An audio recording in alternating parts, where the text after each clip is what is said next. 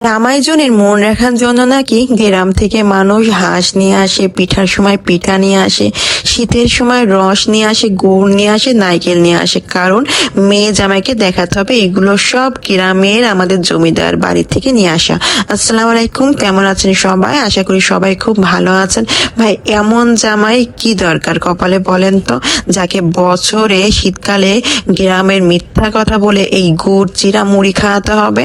আর এরকম জামাই বা ছুঁচো জামাই আমার দরকার কি জীবনে? অনেক দিন ধরে ইচ্ছা ছিল বাসাতে একটু ক্ষীর রান্না করব, মানে বলতে গেলে আতপ চালের ক্ষীর আর কি। এর শীতকালের সময় তো ভীষণ ভালো লাগে, বাসাতেই বানাই ফেললাম। যেহেতু গ্রামের অভ্যাস নাই খাওয়ার, আর গ্রাম থেকে আনারও অভ্যাস নেই, তো যাওয়ারও অভ্যাস নেই, তো নিজেরা বাসা থেকে খাবো না।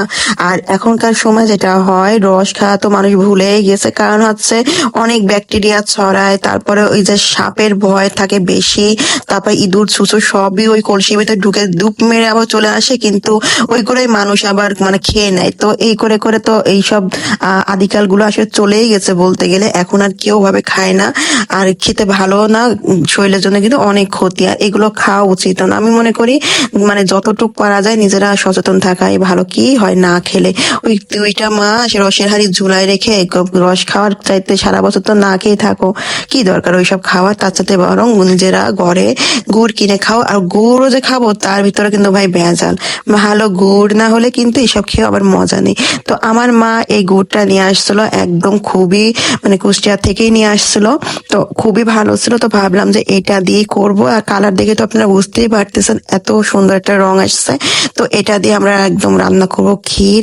আমার তো গরমও ভালো লাগে, আর ফ্রিজে রেখে খেতেও কিন্তু ভীষণ ভালো লাগে। এর সাথে একটু মুড়ি দিয়ে খেলে কিন্তু আরো ভালো লাগে। কিন্তু আমার ওই যে একটা অভ্যাস, মিষ্টি জিনিস একটু অল্প হলেই আর কি আমার হয়ে যায়, বেশি লাগেও না। আসলে কিছু কিছু পুরুষ মানুষের জন্য না পিঠে বানানোর খুব একটা প্যারা থাকে বাসার মানুষদের। তারা পিঠা খেতে খুব পছন্দ করে, পিঠা না হলে হয় না। কিন্তু আমার আবার সেসব প্যারা ভাই একদমই নাই। আমি বানাই যে আমার জামাই জানেও না আমি কখন বানাচ্ছি, কারণ সে এইসব খাওয়ার প্রতি তার কোনোই আগ্রহ নাই। মেঘলা মেঘলা আকাশ, কুয়াশা কুয়াশা বাতাস, এই সময় অর্ধেক মানুষ এই রস খায়, এইসব খেয়ে কিন্তু পেট খারাপ হয়ে থাকে। একদম বাস্তব কথা। ছোটবেলাতে মানে এরকম কাহিনী বহুত আছে। আপনাদের কি কারোর হয়েছে এরকম বলেন তো? মানে যখন ঘুরতে যেতাম গ্রামে, নানি বাড়ি হোক বা অন্য কোথাও, তো ওই সময় একটু রস খেতাম পাটকাঠি দিয়ে, মানে পাটকাঠিরা রসের হাইতে ডুবাই রস খেতাম। তো খাওয়ার পর বাইরে ভাই সে যে কাহিনী হতো, মানে এ একটা ইতিহাস। তারপর থেকে এইসব কোথাও খাইও না, আর মনে করেন যে এগুলো খেতে এখন ভীষণ ভয় লাগে। তো আমার কিন্তু এটা হয়ে গেছে, তো আমি এখন সবাইকে এটা বেড়ে বেড়ে দিব সুন্দরভাবে, দেখা যাক কেমন হলো, সবাইকে কি কি বলে। তো আমার কাছে তো বেশ ভালোই লাগছিল। শহরের বাসাতে একটু গ্রামের অনুভব না নিলে কি হয়, আসলে বছরের জিনিস তো বছরেই ভালো লাগে, সিজনের জিনিস সিজনেই ভালো লাগে, তাই না?